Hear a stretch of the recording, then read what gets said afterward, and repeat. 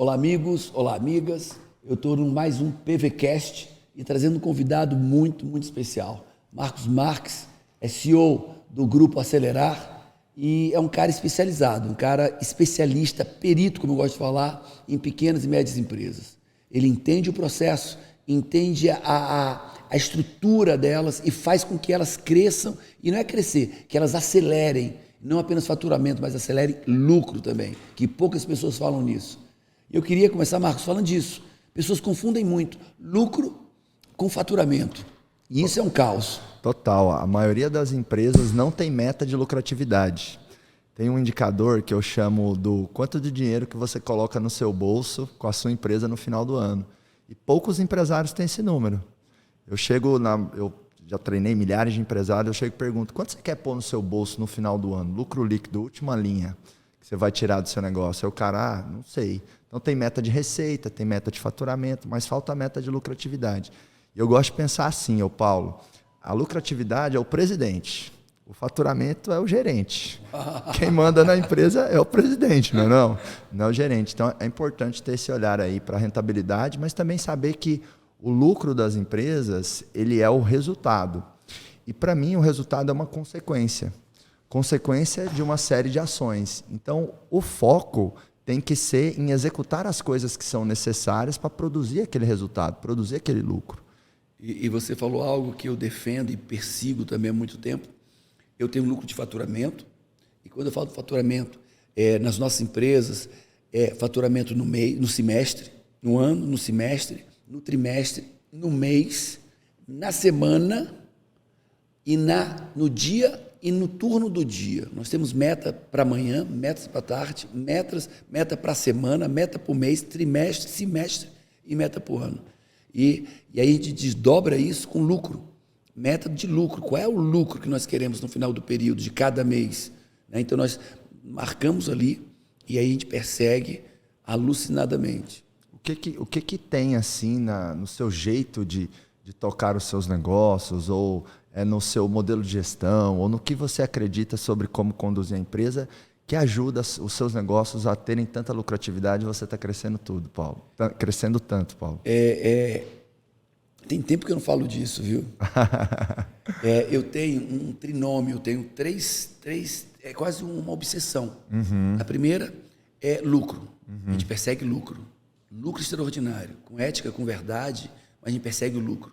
A gente mensura, a gente busca. O segundo, uma entrega extraordinária.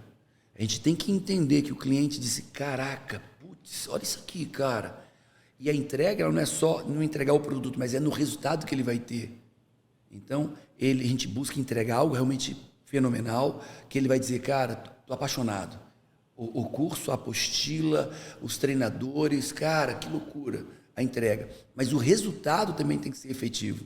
Então, a gente tem o lucro extraordinário, a entrega extraordinária e gestão. E gestão é a terceira obsessão, a gente busca gestão. Gestão de pessoas, gestão tributária, gestão comercial, gestão de marca, gestão da satisfação do cliente, gestão jurídica, gestão de processos, gestão de contratos. A gente chegou a ter 20 e tantos consultores. Em 2020, nós tínhamos 23 consultores e, nem lembro, mas 15, 17 consultorias para trabalhar gestão. Buscar essa estruturação, né?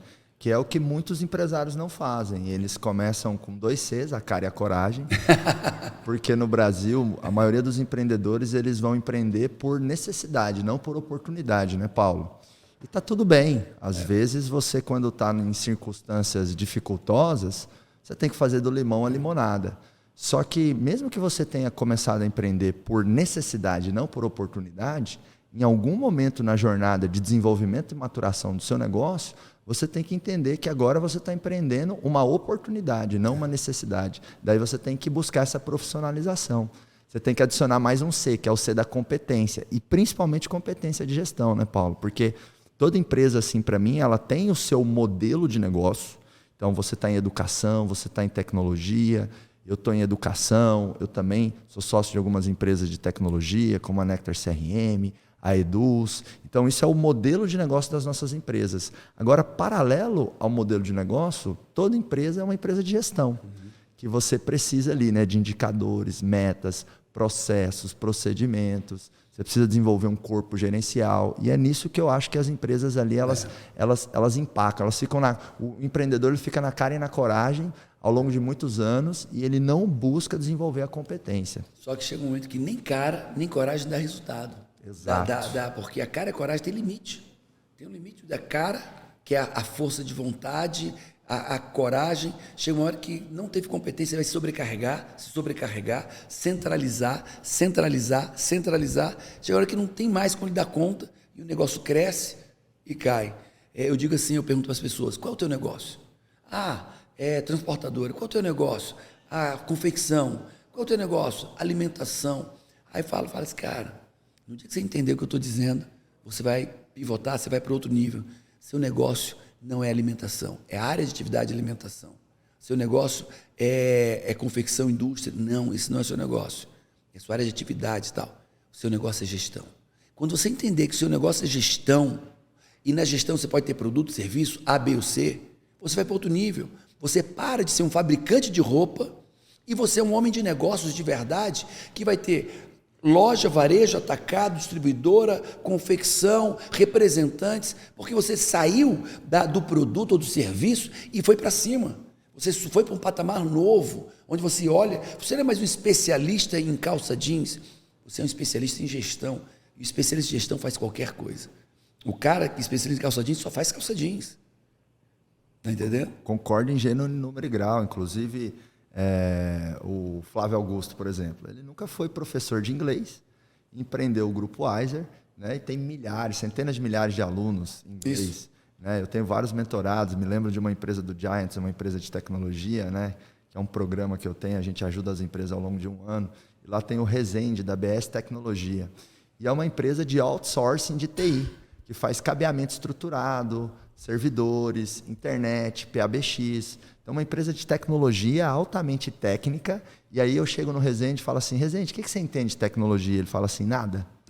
Como assim? Você tem uma das maiores empresas do Brasil nesse segmento. Marcos, eu não entendo de tecnologia. Eu entendo de gente, eu entendo de números. Eu soube escolher as pessoas certas. Né? E aí, como a gente está falando de gestão, Paulo, eu quero trazer uma sugestão bem prática aqui, que é um to-do, uma tarefa para quem está nos ouvindo ou nos assistindo, e vai caber bem, independente se tem uma empresa hoje ou não, que é o seguinte, se a gente está falando de gestão, a gente está falando de estruturação do negócio. E para a estruturação acontecer, é muito importante que haja clareza de áreas, papéis e funções. Então, tem muitas empresas que não têm o desenvolvimento de duas ferramentas muito importantes na gestão. A primeira é o organograma. Então, nossa, eu estou... vou usar o ditado popular aqui, né? Eu estou careca de ver, né, empresas com 50, 100, 30, 200, 500 colaboradores que não têm um bom organograma documentado. Não tem uma clareza, as pessoas não sabem a quem recorrer, quem é responsável por isso ou por aquilo. Perfeito. Eu chego em muitas empresas e tem 3 sócios lá, Paulo. Aí eu pergunto para os sócios assim, quem é que cuida do comercial? Aí um olha para o outro assim, aí olha para mim e fala assim, nós 3. Aí eu pergunto, quem cuida do financeiro? Um olha para o outro de novo, nós 3. Quem cuida do PCP, né? Do Planejamento, Controle e Produção? Quem cuida lá do Fabril, do Parque Fabril? Um olha para o outro, nós 3. Eu falo, pois é, então não tem ninguém cuidando de nada. Né? Porque é importante também a gente colocar que não existe o papel do dono ou do sócio dentro da empresa. Existem diretores. Também não existe essa de mulher do dono, de cunhado do dono, de primo do sobrinho. Como não deveria existir também o dinheiro. Ou é seu ou é da empresa. Perfeito. Tem gente que trata o dinheiro da empresa como dele. Não é. Não é. Esse dinheiro antes de ser seu, ele é do fornecedor, ele é do funcionário, ele é do governo. Só não é seu esse dinheiro. E tem gente que não tem clareza o que é caixa da empresa, o que é o bolso dele, mistura os dois, paga a empresa com o seu cartão, paga as contas da sua pessoa física com a pessoa jurídica. Olha o que eu vou dizer. Eu acompanho pessoas de negócio há 23 anos que eu treino empresários. Eu nunca vi um empresário crescer, ou se manter no mercado minimamente, confundindo pessoa física com pessoa jurídica. Mas não vi um caso, uma exceção. Então, você quer fracassar? É simples. Confunda a pessoa física e jurídica e você vai ver que você não vai crescer nunca e vai viver em altos e baixos. E isso atrai, assim, abismo atrai abismo, né, diz a Bíblia. Meu amigo, essa forma de olhar a empresa, confundindo pessoa física e jurídica, vai trazer N problemas sequenciais. Eu não sei se o sucesso nos negócios tem receita, né? Mas o fracasso nos negócios tem receita. Eu acho que você trouxe aí o principal ingrediente. Como eu estava falando, as empresas não têm organograma, que é uma ferramenta de gestão, que dá essa clareza de áreas, papéis, atribuições, né? Da quantidade de pessoas, de quem responde para quem. E as empresas também acabam não tendo o descritivo de cargos e funções. Eu costumo dizer o seguinte, Paulo, você ter uma área de RH é até opcional. Agora, você ter ferramentas de RH e gestão de pessoas é obrigação. A área de RH é opção. Práticas de RH é obrigação. Então, a estruturação de um organograma, a estruturação de cargos e funções, por onde tudo começa. Que é uma prática de RH, tem que ter, independente se a sua empresa tem um RH ou não, independente se a sua empresa está com 20, 30, 40, 50, essa clareza de papéis e funções dá muita eficiência, dá muita produtividade. E pegando o que você falou aí, né, essa confusão de PJ e PF, eu tenho uma recomendação prática que ajuda muito a não misturar esses dois caixas, né, esses dois ambientes, que é os sócios da empresa definirem um prolabore. Isso. O que é o prolabore? O prolabore é o salário do empreendedor. Então, se o negócio está no começo, quanto menor, melhor. Porque a gente tem que entender que o CNPJ é um ativo e o CPF é um passivo. O ativo produz riqueza. O passivo consome riqueza.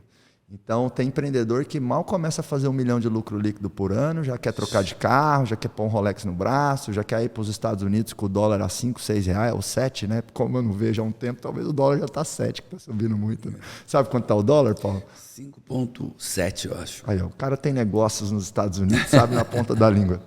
Mas, às vezes, mal começa a ter lucro, né? E já quer colocar o prolabore alto demais. Então, define o prolabore. Isso. Então, hoje eu tenho meu prolabore. Todo mês... Né? As empresas que eu tenho prolabore, que eu sou sócio de 7 empresas, algumas eu tenho prolabore e outras não. Porque algumas eu sou um conselheiro, eu sou um investidor.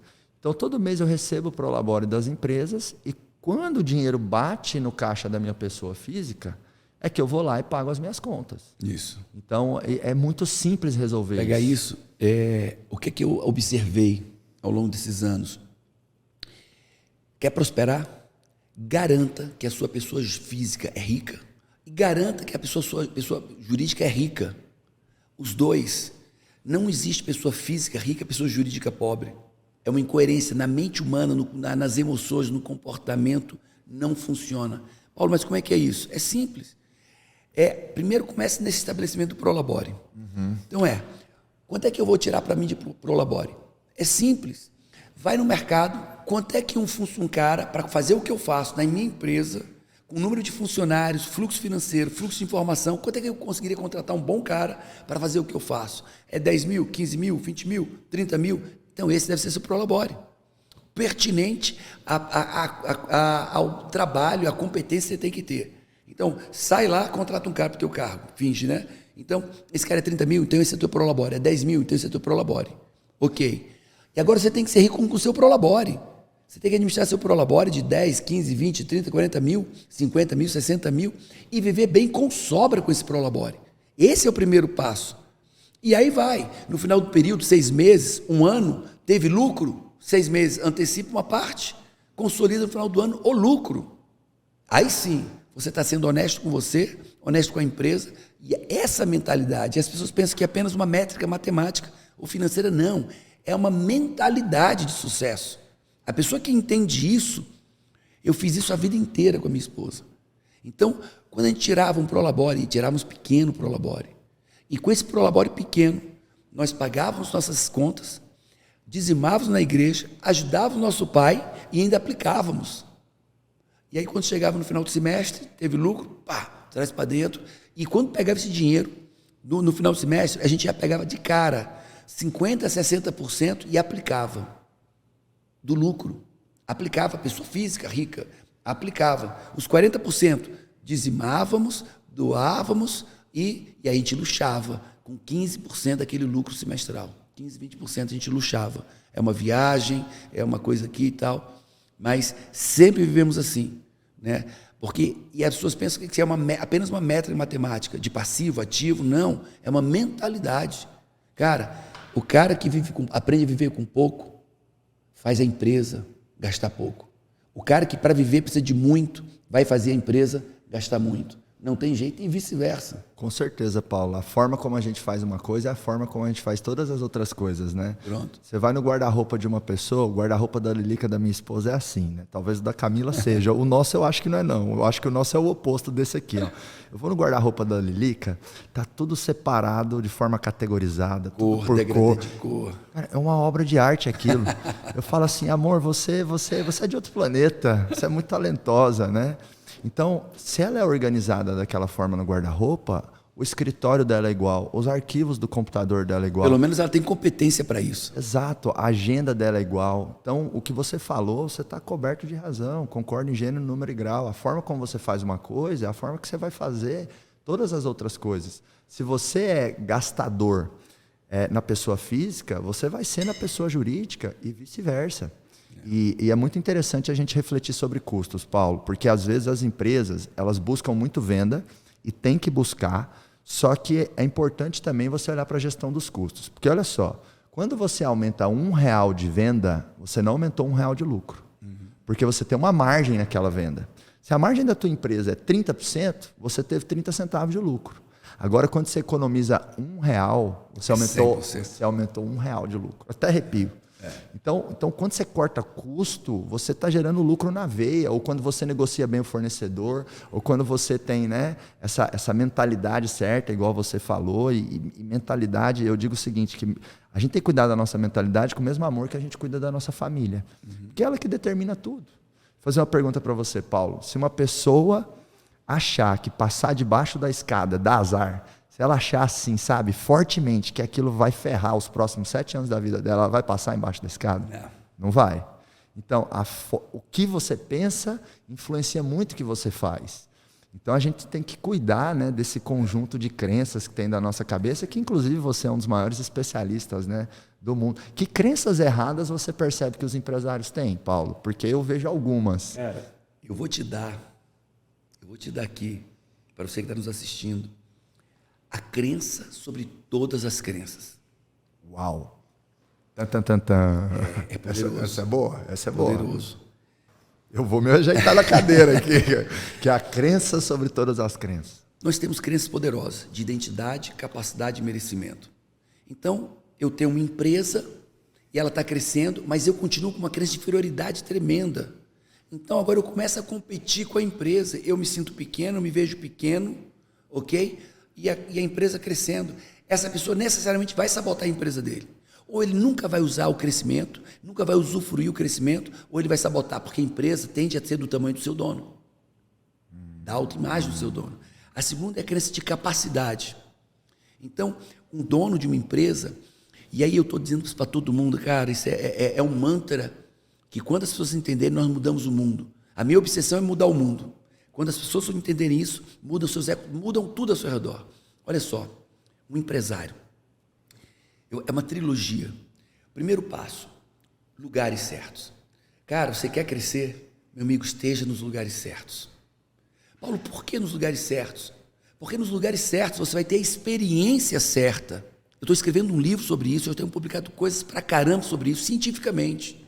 Então, os lugares certos, Marcos, vão produzir as experiências certas. E agora eu entro na neurologia.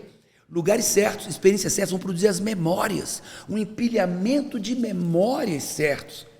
E essas memórias produzem as nossas crenças.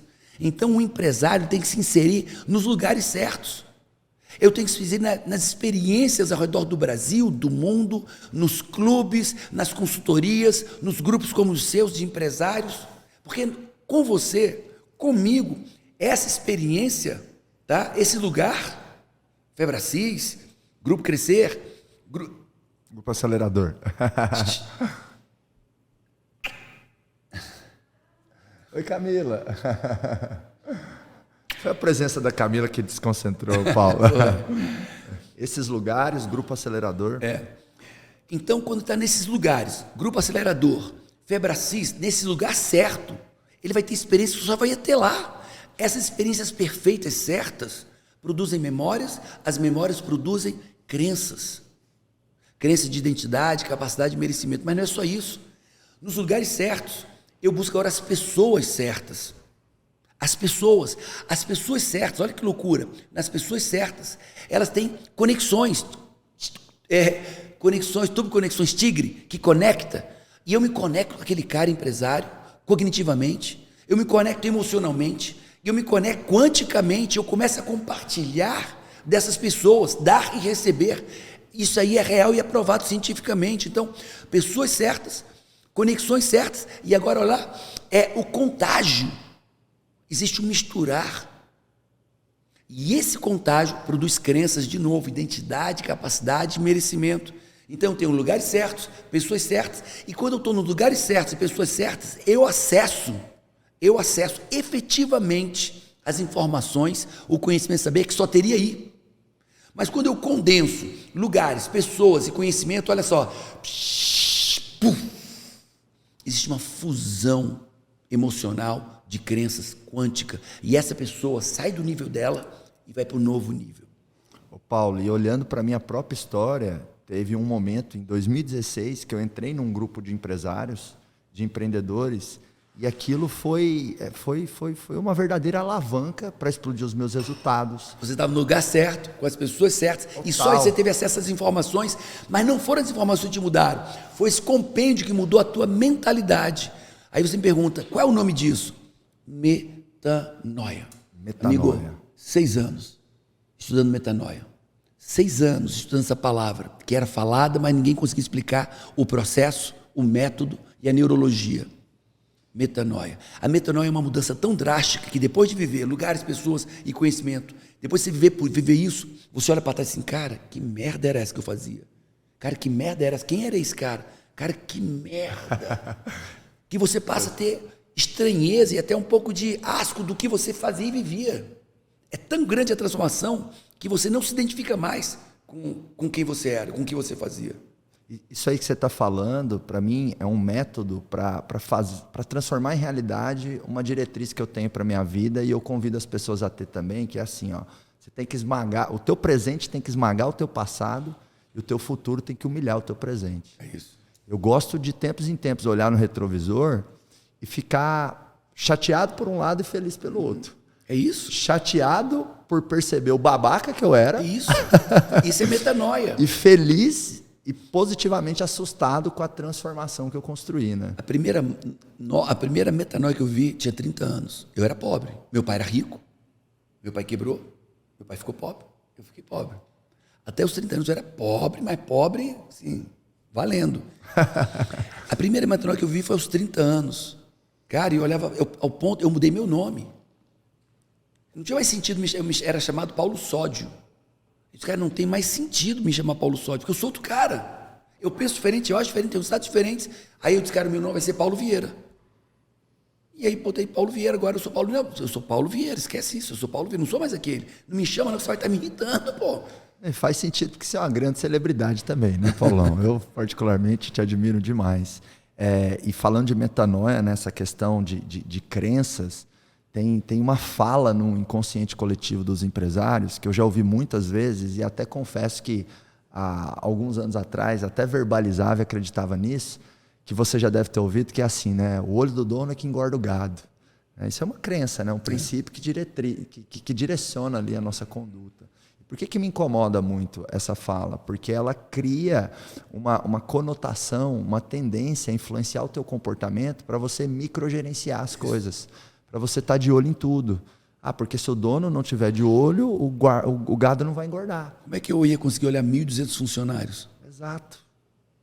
Hoje, nas empresas que eu sou sócio, a gente está com uns 800 colaboradores. No Acelerador Empresarial, que é a empresa de educação, nós estamos chegando a 70 colaboradores. Caraca. Então, se a gente não construir com o time confiança, competência e comprometimento para que eles possam ser os olhos, eles possam ser os braços, eles possam ser as pernas, você não vai conseguir escalar o seu negócio. Imagina um cara olhar tudo, número, cada detalhe. Eu digo o seguinte, Paulo, o empresário é aquele que não faz nada, mas não deixe que nada fique sem ser feito. Porque ele estrutura processos inteligentes e forma pessoas competentes. Então, eu tenho certeza que hoje, em todo o teu ecossistema, 1.200 funcionários, abre aspas, fecha aspas, você não faz nada. Mas você está olhando tudo para que nada fique sem ser feito. As pessoas perguntam, Paulo, você não pode prescindir do computador. Eu disse, mas nem uso. Eu nem uso computador. Você não usa computador? Eu disse, não, cara, eu uso celular e olha lá, o dashboard dos números que eu preciso estão todos no meu celular. Mas você não tem que, cara, não uso computador só para fazer curso.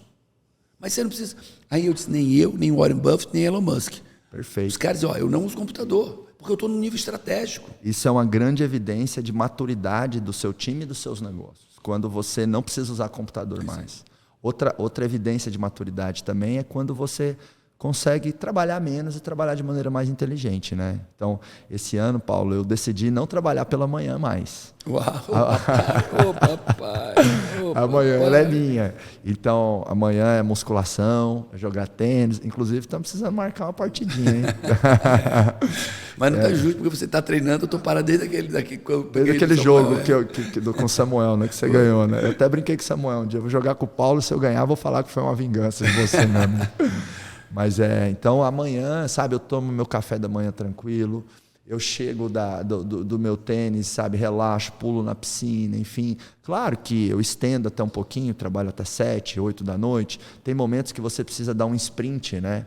Ou seja, você precisa intensificar. Inclusive, assim, eu não gosto muito da palavra equilíbrio, não sei se você concorda ou não.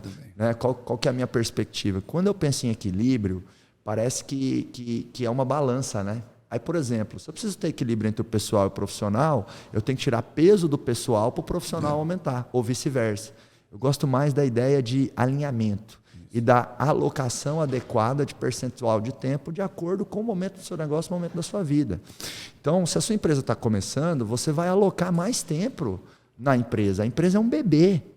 Só que precisa de cuidado, mas... Exato. Só que você não pode abandonar outras áreas importantes. É isso que os empresários erram. Eles pensam assim, não, o negócio nasceu, vai ser só o negócio. Abandona os filhos, abandona a família. E tá cheio de crianças com os pais vivos, mas essas crianças são órfãos, né, Paulo? Órfãos de pais vivos. Exato. Porque o empresário está lá só trabalhando. Então, está tudo bem você intensificar uma área da vida, mas não abandone as outras. Procure uma integração, um alinhamento. Eu vejo que hoje eu vivo isso e você também. Até porque é coaching integral sistêmico. E o nosso sistêmico quer dizer que você garante esse alinhamento de todas as áreas. Né? Quando eu criei o coaching integral sistêmico, teve muito disso. Que é o CIS. Que é o CIS, coaching integral sistêmico. Eu comecei no coaching tradicional. Aí o cara chegava para mim, e eu fui formado lá. Eu fiz minha primeira formação em coaching foi em 98. Com um cara, eu tenho que dar honra a esse cara, qual é o nome dele? Um cara americano, inglês. E era assim, o cara era um general, o cara era um brutão assim, meta, tal. Era o Randy? Randy Stefano. E dá honra ao cara, que o cara é 98, cara. Então, e eu comecei a fazer. E o cara chegava assim, porra, a minha meta é essa. Eu disse, vambora, a meta é essa, vambora. Qual é a tua meta? É essa aqui, vambora. E aí eu tô vendo os caras alcançando suas metas e perdendo a vida. E eu tava sendo vetor do cara alcançar suas metas e perder sua vida. Eu disse, cara, que merda eu tô fazendo aqui, cara? O cara alcançando meta, batendo meta, dobrando o tamanho de empresa, uma obsessão, uma fome, muito mais do que fome. E o cara destruindo o casamento, destruindo filhos, destruindo... Cara, eu não quero fazer isso, mas isso não.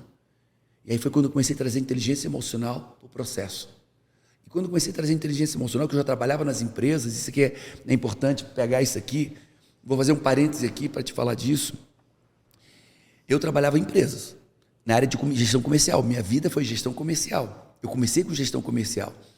E aí eu fiz uma coisa que você faz hoje, muito parecido, que é, o cara me contratava a consultoria, mas eu dava os treinamentos para o cara. Treinamento e recrutamento e seleção. Imagina, o cara tem a consultoria e ganha recrutamento e seleção para o time dele. Com ele eu faço consultoria, com o time eu dou todos os treinamentos na área de vendas, gestão, liderança, tal. E ainda fazia o recrutamento e seleção. Os caras vinham, e tinha aquela grade que se repetia todo mês, de treinamentos na área de gerência de vendas, liderança em vendas, vendas de atacado, vendas de varejo, tudo se repetia ali. Aí os caras vinham para mim, último lugar de vendas. Aí o cara fazia o curso no mês, segundo mês, terceiro mês, sabia tudo do curso, mas não vendia. Eu disse, pô, que é isso? O cara é gente boa, é comprometido, entendeu cognitivamente, sabe todo o processo de vendas e não está performando. Eu disse, cara, isso é inteligência emocional. Estou falando de... há muito tempo atrás. Estou falando de 99. E aí, eu disse, cara, vou estudar sobre inteligência emocional para ajudar esses caras. Aí eu trouxe o meu primeiro curso, 6 horas. Era um curso de autoestima. E os caras que já sabiam todo o curso, mas não conseguiam performar, comecei a treinar eles em inteligência emocional. Os caras que eram os últimos, eu treinava vários grupos, começaram a crescer, ao ponto de nem eu acreditar. E aí eu comecei a entender, não é só a ferramenta comercial, não é só a ferramenta de gestão, o cara tem que ter um mínimo de inteligência emocional, merecimento, identidade, capacidade, para pôr isso em prática. E aí foi uma revolução na minha vida. Eu comecei a ver que a razão era importante, mas a emoção também.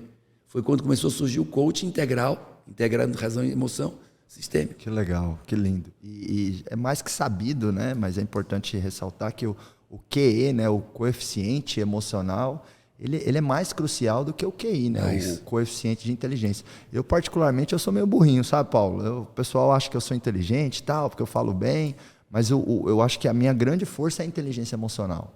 Sou bom para lidar com pessoas, eu transformo a raiva em resultado, ao invés de atacar a pessoa, eu ataco a minha frustração, sabe? E vou para cima na execução. Agora, esse ponto, né, do alinhamento, porque tem gente que fala assim, eu tenho sucesso nos negócios e fracasso na família. Então, desculpa, você é um fracassado.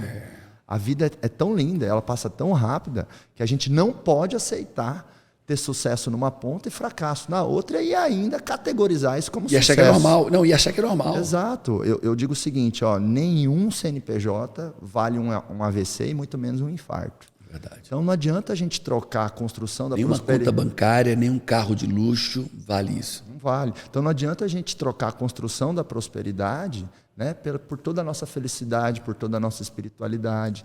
E quando você ajusta a mentalidade, né, que você é um grande mestre nisso, os teus comportamentos mudam. Vou te dar um exemplo, Paulo. Por exemplo, eu pensava o seguinte, eu pensava que certas coisas na empresa, ninguém nunca ia conseguir fazer tão bem quanto eu. Eu tinha certeza absoluta, clareza solar nisso. Você podia me oferecer $1 milhão, Marcos, isso aqui vai ter alguém que vai ficar melhor que você. Eu falo, impossível. Não tem ninguém melhor que eu nisso aqui. Essa crença que estava na minha mentalidade me impedia o quê? De delegar, de treinar, de formar, de ter estômago para transferir a habilidade para a pessoa. E como é que você fez para mudar isso? Me fala. Eu sempre me coloquei em contextos de transformação e aprendizado.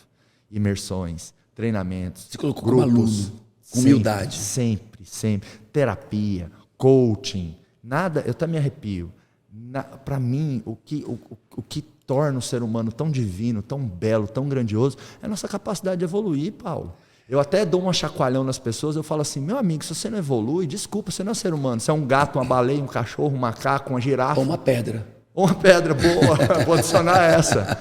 Né? O lindo de ser humano é que daqui a um mês nós vamos ter mais Vamos fazer o seguinte, me faz uma pergunta, porque eu quero que ele pegue a sua pergunta, que eu quero que sirva para ele. Na hora. Pergunta para mim, qual o seu segredo? Porque eu tive, dos 17 aos 30, só fracasso na minha vida. Só fracasso, 17 aos 30 anos.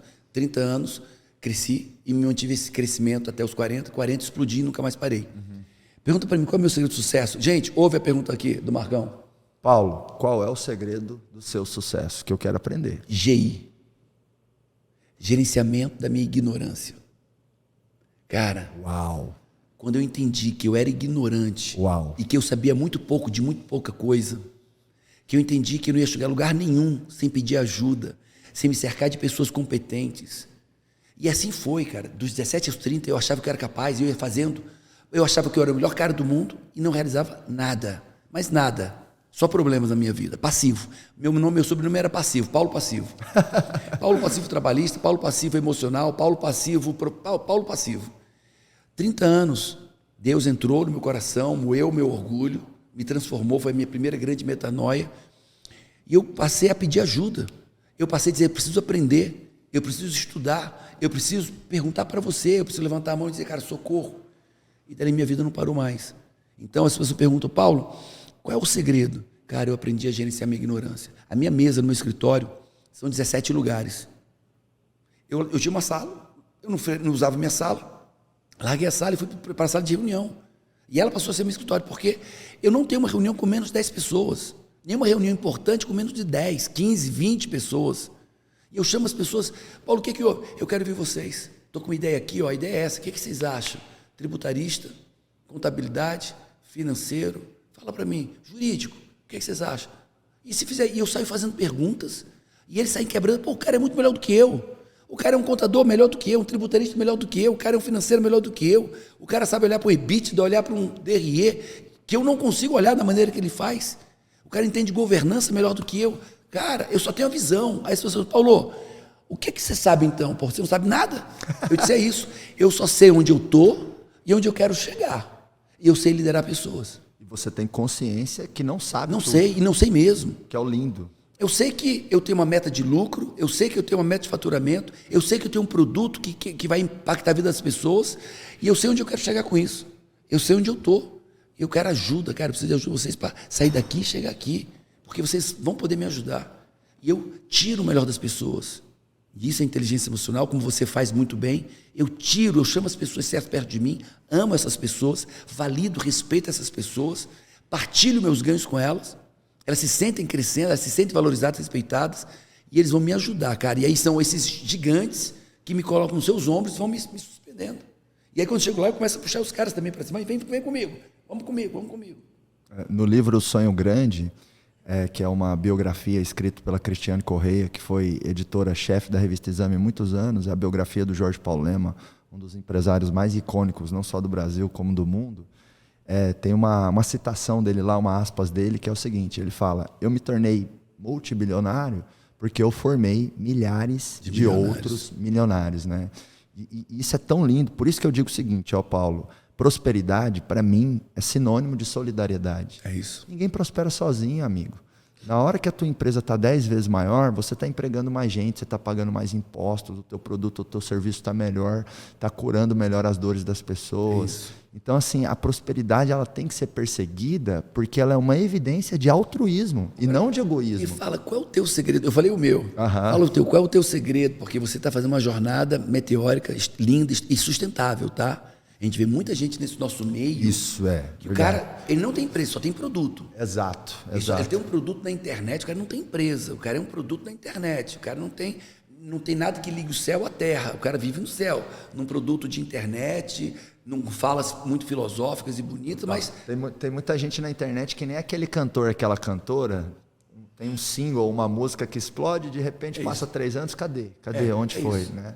Que realmente não constrói um negócio. Isso, né? e eu vejo você tem solidez, tem sustentabilidade, tem... Qual é o teu segredo de sucesso? Fala pra gente. O meu segredo, Paulo, é pessoas. Eu sei escolher bem as pessoas e sei liderar bem as pessoas. E liderar, para mim, tem a parte, sim, romântica, de inspirar, reconhecer, valorizar, mas também tem que saber cobrar.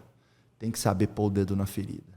Tem que saber extrair o melhor das pessoas, desafiando, confrontando, sabe? E às vezes eu vejo que a liderança ela foi um pouco romantizada, como se fosse somente esse aspecto. RHs, ouçam isso. Exatamente. Transformaram o RH das empresas em clínica de psicologia para ouvir pessoas machucadas, que estão insatisfeitas, e confundiram muito o objetivo, romantizando o clima organizacional, que é fundamental, mas é meio, não é fim. Total. Eu falo para os RHs, a gente tem uma imersão para RHs, né? Chama acelerador de pessoas. O RH, quando recebe uma queixa do colaborador, ele sempre tem que devolver.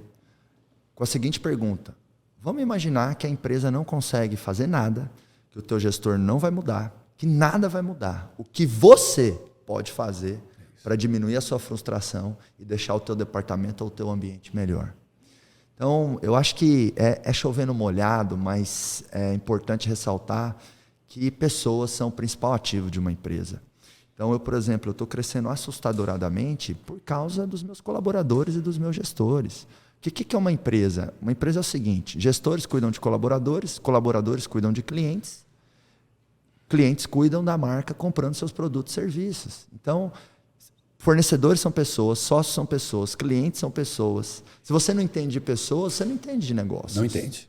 Então, tudo passa pela mão de alguém. Tudo. Então eu vejo que Deus me abençoou muito, me dando essa habilidade. E nessa habilidade de liderança, eu tenho uma elasticidade. Eu consigo transitar entre o racional e o relacional, que eu vejo que você também consegue, amigo. Legal. Então, eu consigo ser relacional Eu consigo gerar energia, conexão emocional, porque o combustível da ação é emoção, não é a razão. Sempre. Não é o salário. Não. O salário tem pouca relevância. O que você está falando é científico, tá? Qual que é a base científica disso? O que move as pessoas não é a razão. A razão mostra o porquê que ele está agindo. Mas quem faz agir é a emoção. Boas emoções faz o cara agir bem. Más emoções faz o cara agir mal. Mas o que mobiliza o movimento e a ação não é a razão. Eu tenho que parar de fumar. Eu sei que tem. E o cara parou? Eu sei que tenho que parar de beber, racional. E o cara parou? Eu sei que tenho que cuidar melhor da minha empresa. E cuidou? O cara cognitivamente já sabe o que tem que fazer. Emocionalmente, quem manda é a emoção. Mas fala aí. Então, o grande líder, para mim, ele consegue ser relacional e racional. E são competências opostas, né? Ou complementares. Mas geralmente a pessoa que é mais relacional, ela tem dificuldade para ser racional. E a pessoa que é muito racional, ela tem dificuldade para ser relacional. Esse é o nosso presente de Deus para nossas vidas. Exato. Então, eu na minha jornada, eu sempre procurei ter o que eu chamo de EPP, Evolução Pessoal Permanente. Então, eu sou um cara de vendas também, originalmente. Então, há 15 anos atrás, há 10 anos atrás, se você chegasse para mim assim e falasse assim, Marcos, mas vamos ver a rentabilidade dos produtos? Vamos fazer uma reunião? Vamos ver como é que está a margem do negócio? Vamos alinhar melhor os processos aqui? Era capaz de olhar para sua cara e falar assim, meu amigo, aqui na minha empresa eu trabalho, eu vendo, eu não fico perdendo tempo com essas porcarias, não. Então eu era extremamente relacional, extremamente comercial, odiava planilha. Eu já cheguei a falar assim, Paulo, me dá um tapa na cara, mas não coloca uma planilha na minha frente. Olha que cabeça de ovo, cabeça de nós. Muitos empresários, e talvez você se relaciona tão bem e entende tão bem porque você pensava. Exato. Como muitos empresários ainda pensam. Total. Paulo, eu já tomei ação trabalhista por xingar funcionário, por bater na mesa, por quebrar coisa, entendeu? Que absurdo, que ridículo.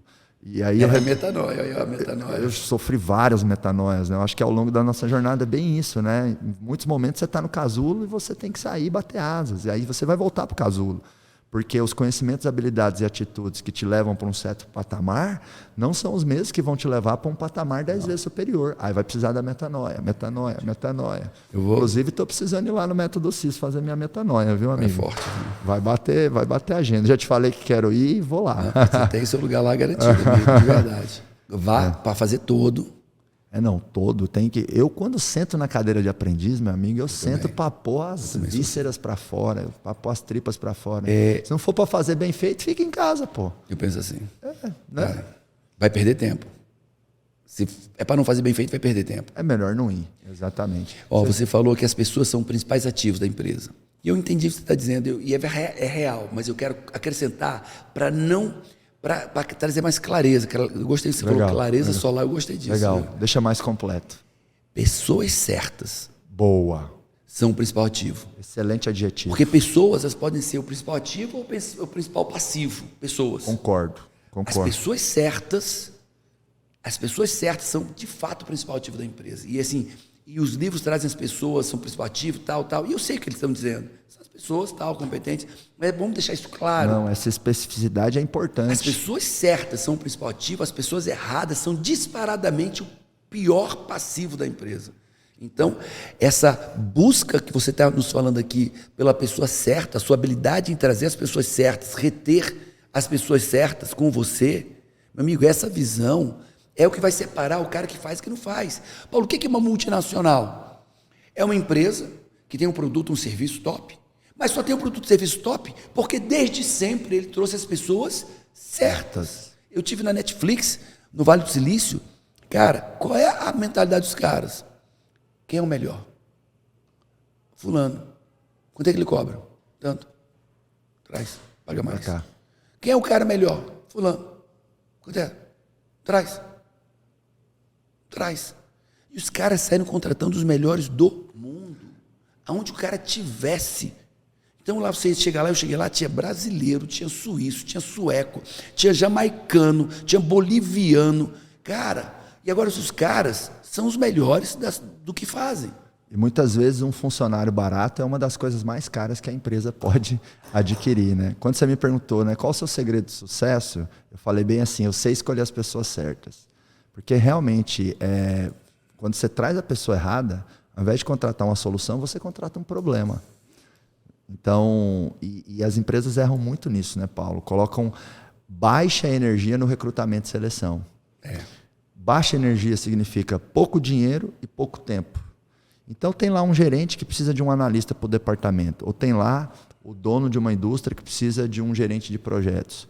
O cara entrevista poucas pessoas, ele não investe numa consultoria de recrutamento e seleção, ele não faz anúncios para vaga. Eu digo o seguinte, toda vaga que você tem na sua empresa é um produto no mercado, você tem que promover essa vaga. Você tem que gerar interessados, leads, cadastros. Quanto mais potenciais clientes para aquela vaga, maior a chance de você achar o cliente perfeito que vai ajudar você com aquilo. Agora, olha só, vou pegar o que você está falando aqui, para a gente entender aqui sobre crenças. O cara foi no mercado social encontrar a esposa dele, ou marido. Pegou qualquer um. Não selecionou uma pessoa adequada, uma pessoa amorosa, respeitosa, qualquer um. Por que ele trouxe qualquer um? Porque ele se vê como qualquer um, ele não percebe valor nele e trouxe qualquer um. Aí eu pego essa pessoa com essa identidade fragilizada, de merecimento, de identidade, que aceita se conviver, se relacionar com qualquer um, vai para dentro da empresa. Ele vai trazer quem para a empresa? Gente ruim. Qualquer um. Gente ruim ama trabalhar com gente ruim. Qualquer um, e ele vai trazer qualquer um, porque ele não se sente merecedor de ter uma empresa top, uma empresa competente, ele não se vê à frente de uma grande empresa. Cara, o primeiro ponto do sucesso é a sua identidade, uma construção da sua identidade. Agora, quando eu construir minha identidade de quem eu sou, está na hora de eu construir a minha visão de futuro. Cara, se tu tem identidade medíocre, a tua visão de futuro certamente vai ser medíocre. Ou se ela for grande, você nunca vai atingir, porque pigmeu não mora no boulevard. Pô. O pigmeu não mora numa metrópole. O pigmeu não mora numa cobertura. O pigmeu mora na mata. Então, se você tem uma identidade de pigmeu, meu amigo, você vai construir uma empresa que pigmeu. E se você vislumbrar uma empresa grande, você não vai realizar, porque pigmeu continua sendo pigmeu. E na empresa é igual. O primeiro componente de sucesso da empresa é uma forte identidade daquela empresa. E as empresas fazem um trabalho muito ruim de definir a sua identidade, o propósito, a missão, a visão. Geralmente eu chego... Os valores. Os valores. Geralmente eu chego na empresa e o empresário, eu pergunto para ele assim, né, qual que é a sua missão, teu propósito com esse negócio? Aí ele fala assim, peraí, deixa eu abrir meu site. Está na parede... E nem o dono sabe. Como assim? Deixa eu abrir meu site. Você não sabe? Não, veio aqui uma consultoria uma vez e escreveu, mas a gente não sabe direito. Isso é muito sério. Na nossa empresa, nós recitamos todos os dias a nossa missão. Qual é a missão? Contribuir com o mundo usando o coaching integral sistêmico como ferramenta para fazer empresas e pessoas melhores. Lindo. Todo mundo sabe. A missão do acelerador empresarial é acelerar o Brasil construindo empresas extraordinárias. É isso. Então, quando o propósito está na boca, né, tá na ponta da língua, as pessoas estão vivendo Nós aquilo. repetimos quase todos os dias, todos os setores da empresa. Todos os dias. Para que isso esteja no DNA, né? Então, assim como a pessoa não tem sucesso sem identidade, sem personalidade, a empresa também não tem sucesso sem identidade, sem personalidade. Levar em conta que a empresa é a cara do dono. Perfeito, total. E essa identidade da empresa vai criar uma cultura forte e única. E um bom marketing, Paulo, ele atrai clientes. Uma boa cultura atrai talentos. Se você tem um bom marketing que atrai clientes, uma boa cultura que atrai talentos, quem é que te segura? Como é que você faz? Como é que você traz o teu marketing e a tua cultura para trazer talentos e clientes? Fala pra gente. Porque você tem feito isso muito bem feito. Com certeza. A cultura, ela é uma espécie de endomarketing, né? Ela é o jeito de ser da empresa. É um pacote de ações que você tem que fazer para declarar o que se acredita dentro daquele negócio. Porque a empresa, para mim, ela é como se fosse uma família. Naquela família tem certas crenças, certos rituais, certos hábitos, certas coisas que são inegociáveis, um padrão de linguagem, uma forma de pensar, uma mentalidade. Então, esse espírito coletivo tem que ser reforçado. E, para mim, o principal construtor de cultura é o exemplo da liderança. É isso aí. Então, não adianta você também desenhar boas diretrizes estratégicas, missão, visão e valores e ter uma liderança ruim, uma liderança desalinhada. Não adianta você colocar um valor, por exemplo, o cliente em primeiro lugar. E aí, quando um colaborador chega num gestor ou chega em você, dono da empresa, e fala assim, esse cliente está reclamando. O gestor ou você explode falando assim, esse cliente é maluco, o cliente é um pé no saco. Pô, você está gerando uma dissonância cognitiva. As pessoas ouvem muito mais o que você faz do que o que você fala. As mais fortes, as mais altas palavras são as nossas ações.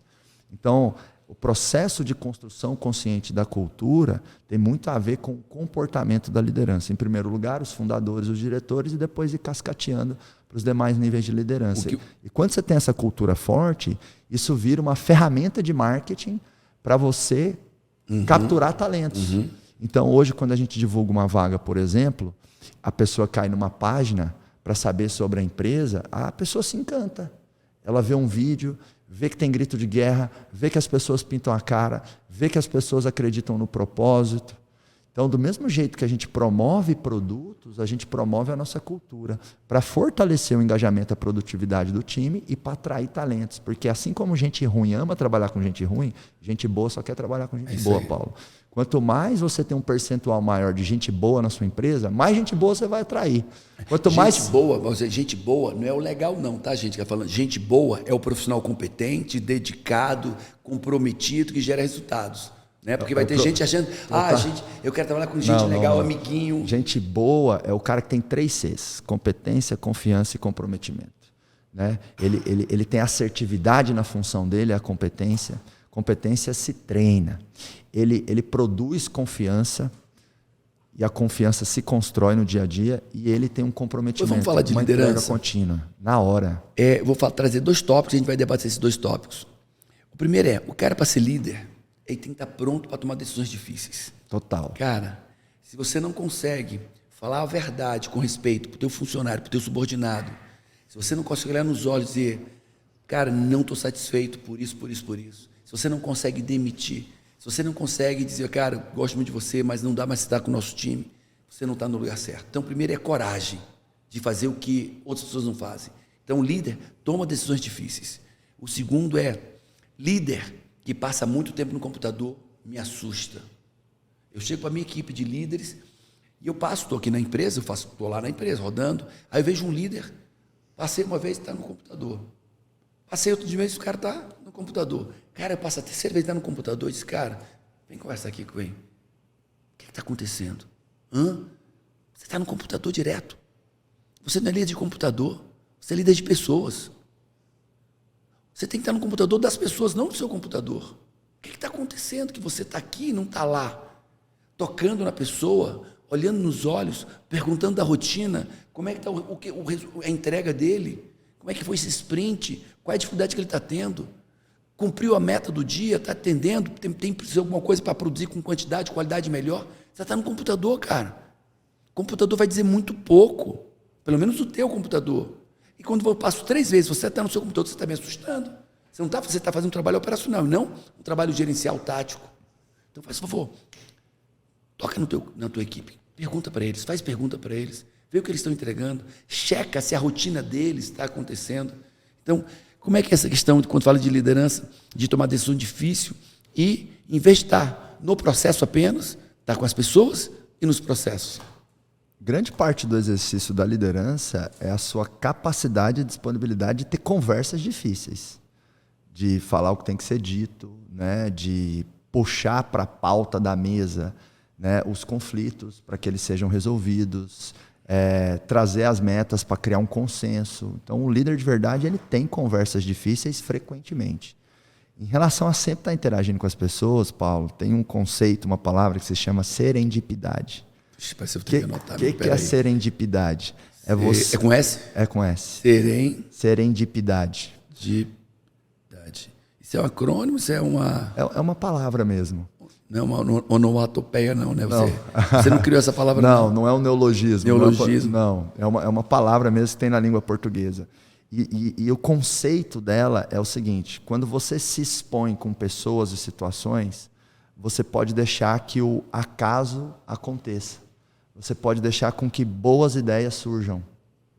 Então, daí entra de novo a importância do empresário estar convivendo com outros empresários. Você está falando lugares, pessoas e conhecimento. Ele está se expondo a essa serendipidade. Sabe quando você fala assim, cara, que sorte essa ideia, a gente interagindo aqui achamos uma ideia brilhante, que é uma ideia criativa e implementável.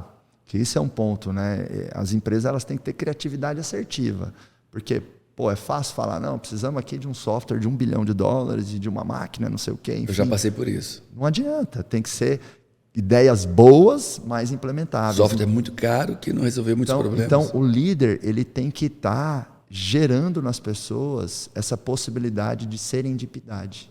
Ou seja, de boas ideias acontecerem. De, abre aspas, fecha aspas, né, sortes aparecerem em relação a ideias de projetos, em relação a ideias de novas pessoas para o time, em relação a ideias de solução de problemas.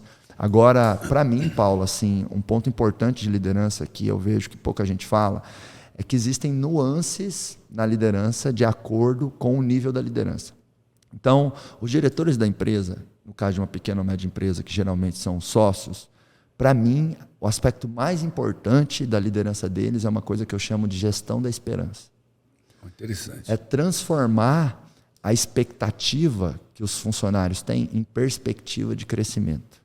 Para mim, a maior ferramenta, o maior componente gerador de engajamento e produtividade é o quanto o funcionário acredita que tem um futuro mais incrível ao seu lado. Quando a gente está com esperança que vai dar certo, a gente não trabalha mais, tem mais otimismo, mais gás, mais energia. Então, os diretores, eles têm que declarar a visão de futuro. Os diretores... E tem que alimentar essa esperança depois, porque o cara chegou lá, não conseguiu. Chegou lá, não conseguiu, vai minar a esperança. Total, por isso aí a importância de você reportar resultado, de você ter reuniões periódicas com todo o time, colocando todo mundo no barco, para onde a gente está indo, onde a gente está acertando, onde a gente está errando, como é que está o nosso mercado. É um exercício que toda empresa pode fazer, e eu sempre fiz nos meus negócios, é a construção do organograma do ano seguinte. Então, começou o ano, você mostra para o time... Vai ter uma reunião com todos os nossos colaboradores nos próximos 3 dias. O meu time é todo home office, do Acelerado Empresarial, vem 60 pessoas aqui para São Paulo, nós vamos ficar 3 dias juntos. E eu vou mostrar o organograma daqui a 1 ano. Sabe por quê? Porque eu quero que vários olhem ali e eles vão ver várias caixinhas a contratar e o cara fala, essa caixinha é minha. Eu vou entregar esse ano, essa caixinha é minha. Eu estou criando esperança para o cara. Porque o cara que é bom... Criando uma visão de futuro para ele próprio. Sim, o cara que é bom, ele não vai aceitar ganhar o mesmo salário 1, 2, 3, 5 anos não, Paulo. Sabe que é possível. Exato, ele quer crescer. Por isso que, para mim, a maior vantagem competitiva não é produto, não é caixa, não é tecnologia, é crescimento constante. Porque a empresa que está crescendo, ela está criando oportunidade de carreira, ela está atraindo talentos e desenvolvendo bons talentos. Então, gestão da esperança. Essa gestão da esperança. Estava com uma cliente, e aí um funcionário competentíssimo, 1 ano, dona fulana, eu queria um cargo, um desafio a mais, tal. E ela disse, mas você é tão bom.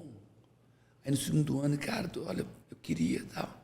E aí passou um tempo, ele falou, olha, meu filho vai nascer, eu domino tudo isso aqui, e eu quero uma chance de crescer aqui na sua empresa. Aí ela olhou para ele, botou a mão no ombro e disse, fulano, você é bom, esqueça crescer aqui. Você é bom demais no que você faz. Você jamais você vai ser um líder tal, porque você é muito bom nisso, no operacional. O cara encheu os olhos de lágrimas, porque ele gostava da empresa, baixou a cabeça. 1 semana depois, esse cara era o gerente de uma empresa, hoje é sócio de uma empresa gigante. Gigante. Essa empresa quebrou ao longo do caminho e ele é o sócio de uma empresa da mesma área dessa empresa que quebrou, e a dona dela disse, você jamais vai para a liderança porque você é bom demais no que você faz. Ela matou a esperança dele. Um absurdo. E quando ela matou a esperança dele aqui, ele foi buscar a esperança em outro lugar. Exato. E sabe que eu já perdi talentos assim? Eu me lembro de uma ótima assessora que eu tinha, Paulo, e aí ela entrou, a gente alinhou a expectativa, eu sabia que ela tinha outras habilidades e ela podia preencher outras posições. Mas ela topou entrar como minha assessora executiva. E a gente alinhou a expectativa. 2 anos ela ficar na função, preparar outra pessoa, e aí ela ia ser colocada em alguma posição gerencial dentro da empresa. Só que passou 6 meses, ela me procurou, Tainara o nome dela. Ela me procurou e falou assim, Marcos, eu preciso de um novo desafio. 2 anos vai ser muito. E eu, nossa, Tainara, mas você é muito boa, você está me ajudando demais, eu preciso de um assessor, a gente está crescendo. Faz o seguinte, Tainara, segura 6 meses, mais 6 meses. Passou 3 meses e ela voltou e me procurou. Marcos, eu amo aqui e tal. E ela estava com uma performance incrível, Paulo. E aí ela me procurou de novo e falou assim, Marcos, eu preciso de mais desafio. Quero crescer, pô. Quero crescer. É inerente do ser humano, eu preciso crescer. Aí o que eu falei? Só falta mais 3 meses. Passou 1 mês, ela pediu demissão. Chegou na minha sala e falou, Marcos, recebi uma proposta assim assado. Falei, não, pera, quanto que você quer ganhar? Porque o cara que é bom, ele não fica fazendo disputinha de salário. Isso Faz leilão. Exato. Não, eu cubro. Marcos, minha decisão está tomada. Admiro você, respeito você. Sei que tem uma corresponsabilidade minha, que eu combinei 2 anos, depois 1 ano, mas eu preciso crescer, sabe? Então, eu limitei o crescimento dela e perdi um grande talento. Então, a gente tem que tomar cuidado com isso, porque às vezes a empresa fica confortável com uma pessoa numa posição, porque ela é muito boa naquilo. A empresa pensa, mas se eu tirar o cara de lá, eu vou ter um buraco. Marcos, como é que resolve então? Bota a pessoa para preparar um backup. Muitas vezes na minha vida... Líder é o que forma líder. Exato. Muitas vezes, e às vezes nem precisa ser líder. Por exemplo, eu tenho lá um vendedor, e aí o cara fala, sinaliza que quer ir para outra área e tal, enfim, ele não quer ficar lá.